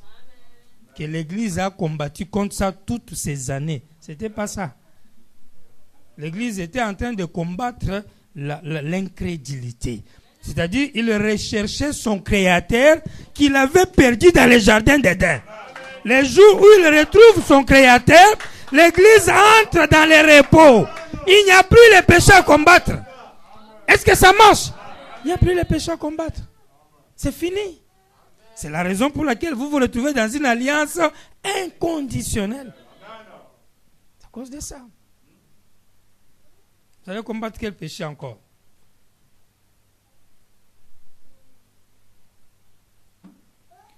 Ça ne sert à rien. Il dit, écoutez bien cette citation. Quand Satan sera lié, jeté dans l'abîme, enchaîné par une chaîne de circonstances, de telle sorte qu'il ne pourra plus sortir pour séduire les nations. Et le règne de 1000 ans, le millénium arrivera sur terre pendant que nous serons en train de glorifier notre Seigneur. Pendant que nous serons en train de glorifier notre Seigneur et Jésus et de l'adorer, le couronnant roi des rois et seigneur des seigneurs. Le millénium sera là pendant qu'on est en train d'adorer Dieu. Alors que Dieu est adoré quand le 7e sceau est révélé. Souvenez-vous les 7 tonnerres. Jean a entendu les 7 tonnerres mais il ne l'a pas écrit. Daniel. Mais quand les tonnerres seront révélés, alors nous adorerons le Christ qui est vivant au milieu de nous. Et Frère Branham dit, nous serions dans la pluie de l'arrière-saison, nous serions en train d'adorer le Seigneur. Le couronnant roi des rois et Seigneur des seigneurs. Ça, c'est dans le millénium. Et quand la nuée est venue, Frère Branham dit, c'était le couronnement du Seigneur, roi des rois, Seigneur des seigneurs. Êtes-vous dans le millénium? Si vous dites oui, parce qu'il y a couronnement, mais pourquoi il y a tristesse et les guerres? Vous devez répondre à ça. Il dit, ça ne sert à rien. Les chrétiens semblent acculés dans un coin. Oh, j'ai peur, j'ai. De quoi avez-vous peur? Hein? De quoi avez-vous peur? Eh bien, vous devriez être les gens les plus libres du monde. Pouvez-vous dire amen? Les plus libres du monde, au monde. Eh bien, Frère Branham, quand je serai dans le millénium, là je serai plus libre. Je n'entends pas le millénium. J'y suis maintenant même.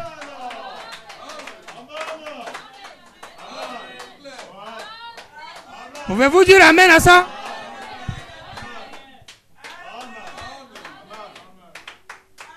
Je n'entends pas les... Qu'on relise? Je relis. Ça ne sert à rien. Les chrétiens semblent acculés dans un coin. Oh, j'ai peur. De quoi avez-vous peur? Eh bien, vous devriez être les gens les plus libres au monde. Eh bien, Frère Branham, quand je serai dans le millénium, là je serai libre comme tu me dis là. Je n'entends pas les milléniums. J'y suis maintenant même. C'est bon. « 27. Nous sommes maintenant les fils et les filles de Dieu. » Donc le millénium a quelque chose à voir à rendre un être humain un fils de Dieu. C'est pourquoi il a dit, Le millénium, c'est le temps où l'homme retourne à son créateur, qu'il avait laissé. C'est pourquoi quand l'homme retourne à son créateur va commencer à dominer en lui. C'est ce qui veut dire que Christ règne sur la terre. Et la terre a des phases. Il y a la terre qui marche ambulante, qui est les êtres humains. Puis il y a le monde ici. Est-ce qu'on est ensemble? Et les deux subissent une transformation. Le monde a eu le baptême d'eau avec Noé, le déluge. Le monde a eu la sanctification avec le sang de Jésus. Le monde attend le baptême du feu avec les 7 tonnerres qui sont déjà en train de purifier la terre et le monde. Ce qui a acquilé le diable et l'a remis dans un coin. C'est pourquoi il est furieux. Et Dieu a déjà balancé les pouvoirs du monde. Est-ce qu'on est ensemble? Mais ils sont instables, non? N'est-ce pas, ils sont instables? Donc si vous remarquez que c'est instable, donc celui qui a le pouvoir a déjà récupéré son pouvoir. Sinon, pourquoi ils sont instables? Pourquoi ça ne marche plus? Amen. Ceux qui ont dit, gloire à notre Seigneur, pour avoir entré dans son règne, n'ont pas tort. Frère Branham dit, c'est un biflet. Quand vous écrasez un serpent la tête, broyé, la queue reste en train de faire ça. Et toi, tu dis, il est encore vivant. Il n'est plus vivant. Il ne fait que bouger la queue. Parce qu'il est déjà arrêté. Est-ce que nous sommes ensemble? Et Christ est déjà dans le cœur de ses enfants. Et étant être adoré. Ils l'ont couronné Seigneur des Seigneurs, Roi des Rois. Nous y sommes maintenant même. Pas que nous y serons. Mais, écoutez, il dit, nous sommes maintenant les fils et les filles de Dieu. Nous sommes assis ensemble dans les lieux célestes en Jésus-Christ. Quand? Maintenant même, au présent, chaque homme, chaque femme, chaque jeune garçon, chaque jeune fille qui est né de nouveau de Dieu, qui a reçu le Saint-Esprit, est assis dans les lieux célestes. C'est pourquoi on dit quand tu reçois le Saint-Esprit, tu entres dans le repos. C'est fini. Parce que tout ce que tu cherchais quand tu travaillais là, c'était pour avoir la vie éternelle.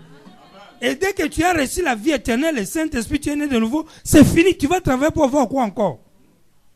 Dis-moi, vous allez travailler pour avoir quoi encore? La seule chose que tu peux faire, tu peux seulement chasser les occupants. Vous connaissez les occupants? Il y en a ici, les autres ici, les autres là, les autres sont ici. Mes oreilles écoutent trop du mal. Toi, tu es un occupant. Je prends une épée, une écriture. Je chasse l'occupant. Mais l'âme, lui, je n'ai rien pour lui. Il est calme, il est déjà sauvé. J'enlève les occupants seulement dans les oreilles. Je viens dans les yeux. Je vois les occupants, ils ne font que regarder. Et toi là, les pensées vulgaires, je prends le paix, je frappe les occupants de cette terre. Mais je ne lutte plus contre le péché. Parce que la vie éternelle est à moi. Je suis déjà sauvé. Et Frère Branham te dit, peu importe. Il n'y a plus rien qui peut t'amener ça, à enlever ça. Tu es déjà entré? Tu vas sortir quand? Il dit que quand un wagon est scellé, qui va aller l'ouvrir sur le chemin? On l'amène jusqu'à la destination. C'est là qu'on va déceler. Est-ce que ça marche? Si Dieu a osé te donner les salis, c'est son problème. Parce que du moment où tu es déjà sauvé, il ne peut plus jamais t'abandonner. Frère Branham dit, peu importe ce que tu as fait. Pouvez-vous dire amen? Dites amen. Il dit, peu importe. Quoi qu'il en soit. Peut jamais te perdre. Jamais. Est-ce que ça marche, mes frères? Peut jamais. Vous ne pouviez jamais vivre dans la paix. Tu ne peux même pas vivre croyant qu'un jour tu peux être perdu. Si tu as ces idées-là, tu n'as jamais été sauvé. Quand tu es déjà sauvé, c'est fini. Tu auras peur de quoi? Oh, on va me séduire. Oh, qui va te séduire? Quelle erreur tu vas entrer dans quelle erreur? Est-ce que ça marche, mes frères? Quand l'homme est en train de tâtonner comme ça, il raisonne ici, ils là-bas, on cherche la vérité. La vérité aujourd'hui, c'est non, aujourd'hui la vérité là-bas, il n'a pas encore le salut. Quand tu as déjà le salut, tu es tranquille. Tu entres dans le repos. Tu dors tranquillement, tu te réveilles tranquillement. Ton combat a à voir avec les occupants, les pieds. Vous m'amenez où? Là-bas, moi je vais pas aller là-bas, je vais aller ici. Pa. Mais, tu touches quoi? Pa. C'est ça la guerre que j'ai. Mais est-ce que tu as encore la guerre par rapport à la parole? Non. Tout ce que Branham dit, j'ai dit amen. Maintenant, quelle guerre j'ai encore? Quel péché je vais combattre? Le péché, c'est l'incrédulité envers Branham. Moi, j'ai avalé Branham, j'ai quel péché? Qui doit m'appeler péché alors que Branham est à moi? C'est pourquoi Paul a demandé, qui peut nous condamner si Dieu est pour nous? Et que vous êtes déjà en Christ, qui va vous condamner? Parce que quand tu es en Christ, il n'y a plus de péché pour toi. Le péché est déjà fini. Ça n'existe plus. C'est pourquoi même à la voix du 7e ange, il n'y aura plus du temps. Il n'y aura plus le péché. Dieu met fin au péché. Parce que quand Dieu se révèle, toi tu le vois, tu le crois. Et il entre en toi. Parce qu'il y a des choses, tu peux le voir, mais sans que lui entre en toi. Et puis quand on voit Dieu, c'est pour deux choses. Soit il va te tuer, ou bien il va te sauver. Tous ceux qui voient Dieu, Dieu ne le sauve pas. Et Dieu ne tue pas tous ceux qui le voient. Mais quand tu rencontres Dieu, tu es malheureux. Soit tu es malheureux, ou bien tu es un bienheureux. C'est pourquoi même les grands mauvais esprits, les diables, n'osent pas les rencontrer. Parce que si tu les rencontres, tu as un problème. Tu ne vas jamais rentrer comme avant. Et Dieu aussi, si tu l'as rencontré, c'est fini. Soit tu es mort, soit tu vas vivre après. Est-ce qu'on est ensemble? Et quand tu rencontres Dieu, s'il est entré en toi, c'est fini. Il ne sortira plus jamais. Parce qu'il ne sauve pas deux fois. Il sauve une seule fois. Et il vous offre le shalom, le repos de l'âme. Alliance de Dieu avec Abraham. Terminons avec ceci. Quand vous, certaines personnes comptent sur la sensation. Je ne suis pas sauvé parce que je sens que je suis sauvé. Les diables peuvent vous flouer chaque jour là-dessus. Mais je ne suis pas sauvé parce que je sens que je suis sauvé. Je suis sauvé. Je suis sauvé. Apocalypse, livre des symboles 106. Oh Dieu, que l'Église puisse voir ceci ce matin, que c'est une révélation. La parole l'amenant à la vie. La parole elle-même révélant le Seigneur Jésus ressuscité. Et il est au milieu de nous, attendant le moment où nous pourrons tous être ensemble et où il pourra nous introduire dans les milléniums. L'Église puisse voir ici, ce matin, Jésus-Christ se révélant, étant ressuscité au milieu de nous. Il n'attend qu'à nous introduire dans les milléniums. Parce que les milléniums commencent avec la venue de Jésus-Christ, la venue du Seigneur. Et Frère Branham dit, il est là ce matin. Il attend pour nous introduire dans les milléniums. Qui est ce Jésus qui est venu, dont Frère Branham parle, qui doit vous introduire dans les milléniums?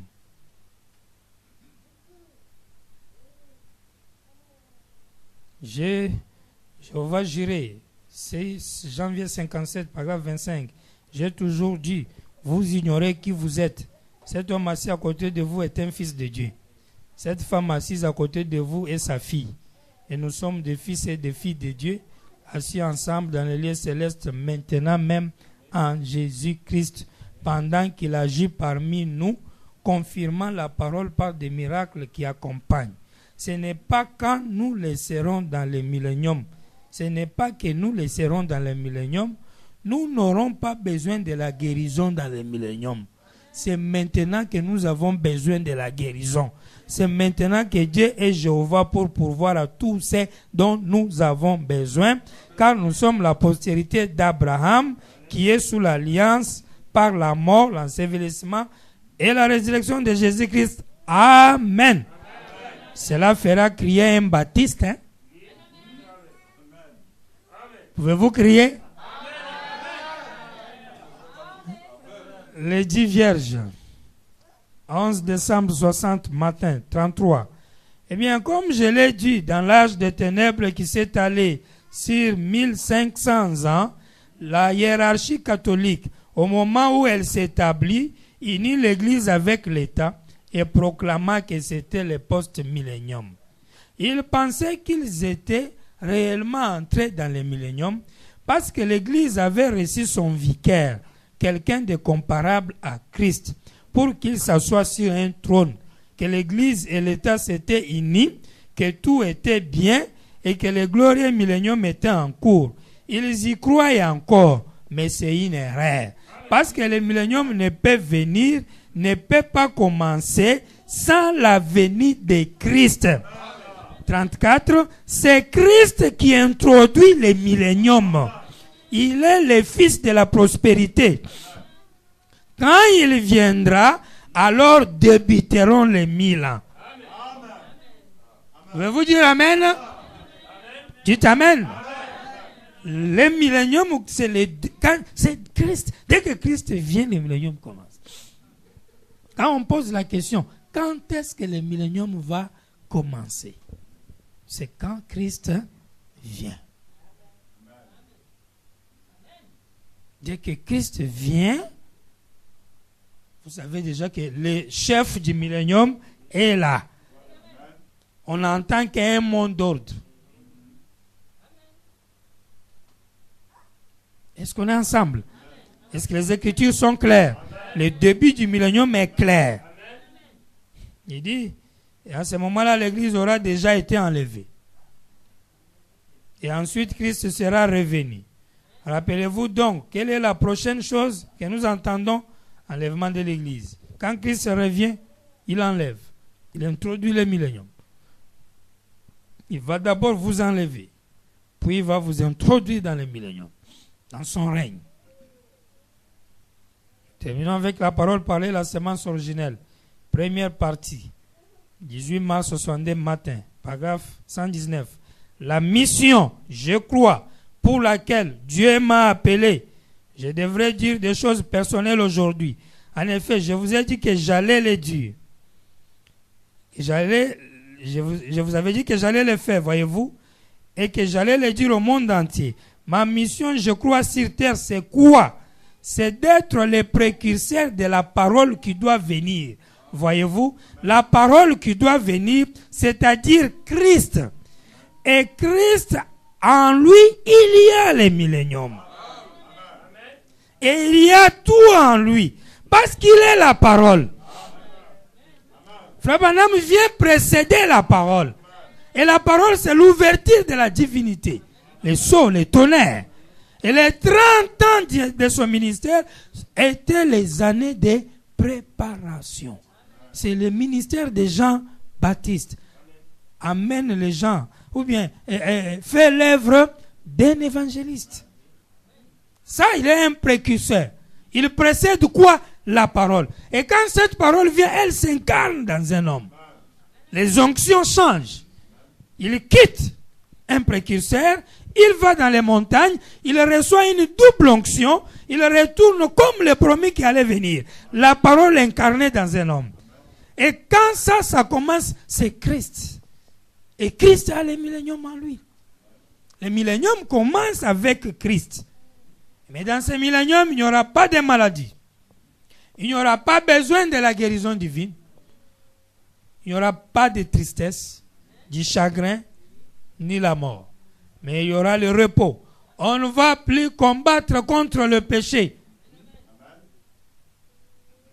Mais on sera dans le repos. On va retourner dans l'état des fils et des filles de Dieu. Est-ce qu'on est ensemble? Nous sommes d'accord?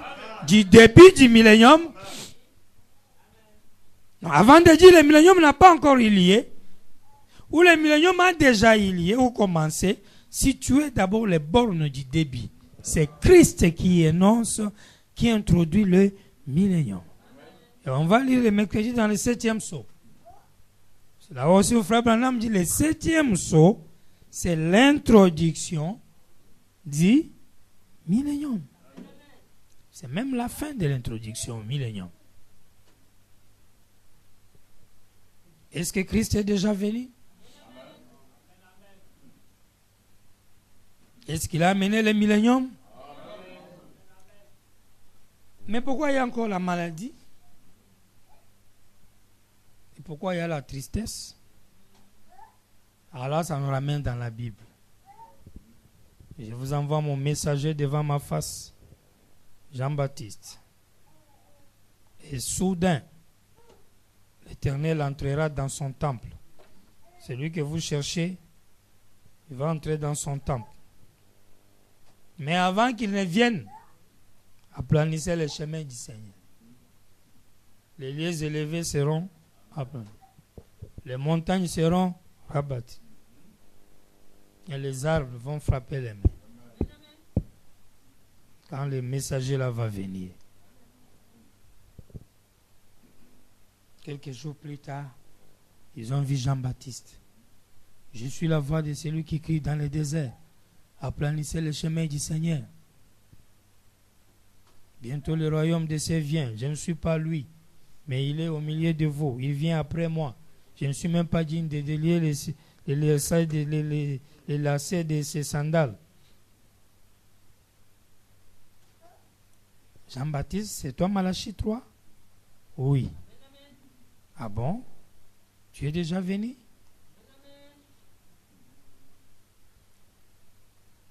Caïphe, viens un peu. Lis un peu Malachie 3. Quand mon messager va venir aplanir le chemin du Seigneur, les montagnes, les lieux élevés seront rabaissés. Combien de montagnes avons-nous dans ce quartier de Jérusalem? Caïphe, viens. Avez-vous vu combien de montagnes rabaissées? Non. Les tous sont encore là. Où est les lieux élevés qu'on a aplanis? Avez-vous vu les arbres frapper les mains?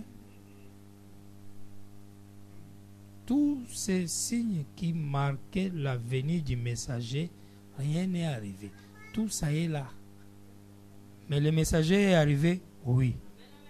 On dit même qu'il est celui qu'on a coupé la tête par la femme là. C'est lui. Ah bon? C'est lui qu'on a coupé la tête par Hérode là. Oui. Maintenant, Jésus de Nazareth, là, on dit que c'est lui le Messie, que lui était venu. Ah bon? Et tous les lieux et tout, c'est encore là. Et il dit quoi? Oh, il s'appelle, il est le roi des Juifs. Ah bon? Lui là, il est le roi des Juifs. Le pouvoir dans les mains des Romains, avec Hérode et tout ça qui règne, lui il dit qu'il est le roi des Juifs. Voyez-moi comment la grande séduction. Et encore qu'avant même sa venue, il y avait un Jésus qui a séduit 400 personnes qui sont allées mourir dans le désert. Toi, tu es roi des Juifs. Avec tes 12 personnes, tu t'es séqué dans les champs là. Vous n'avez même pas mangé. Toi, tu es roi des Juifs. C'est quand ils venaient se moquer de Jésus, ils le faisaient avec tout leur cœur. Toi, roi des Juifs. Bon, allez un peu voir les Ponce Pilate. Bon, allez voir les César. Va en Rome, rencontre César. Dis-lui que toi, tu règnes sur Israël. Regardez-moi ça. Est-ce que Dieu change? Est-ce que Dieu change? Dieu ne change pas. Que Dieu vous bénisse pour aujourd'hui. On va continuer le mercredi. Inclinons nos têtes.